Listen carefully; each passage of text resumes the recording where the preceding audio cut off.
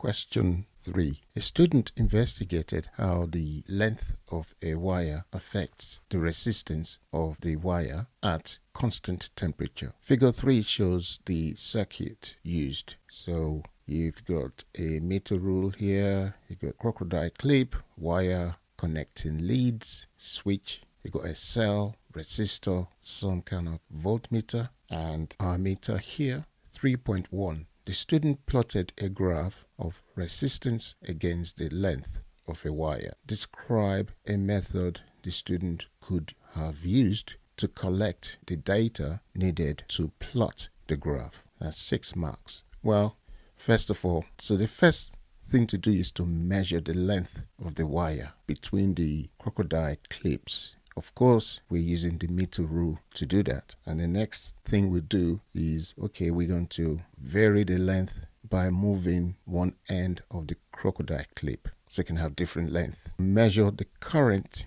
using the ammeter. We would measure the voltage, the potential difference using the voltmeter. We then calculate the resistance for each length that we varied. Use V equals IR to calculate the resistance. We need to record current and potential difference for different lengths.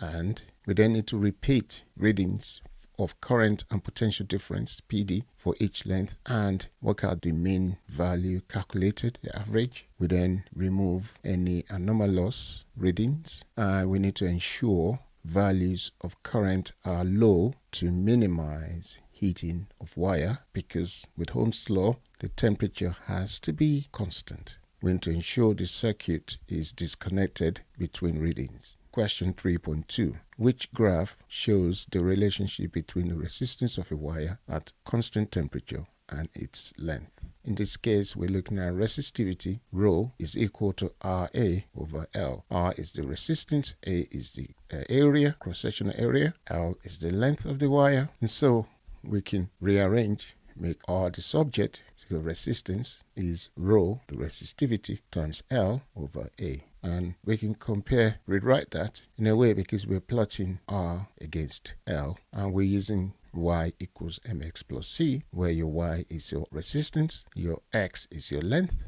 M is the gradient, and that would be the rho over A. And your C will be 0 here because it has to go through the origin. Remember, temperature is constant. So C0, intercept on the y-axis, and so we can see which one will be. So when we plot, we know the M is rho over A, the gradient, and this is what we will get, where that is your R with ohms, that will be your length in meters, and your gradient M is rho over A. So we can see out of all these which one should be. It's definitely going to be that one. Question 3.3. The student used a cell that had a potential difference of 1.5 volts. Explain why the cell was not an electrical hazard to the students in the experiment. 2 marks. Well, we know that the potential difference at 1.5 volts is very small, and therefore no risk of electric shock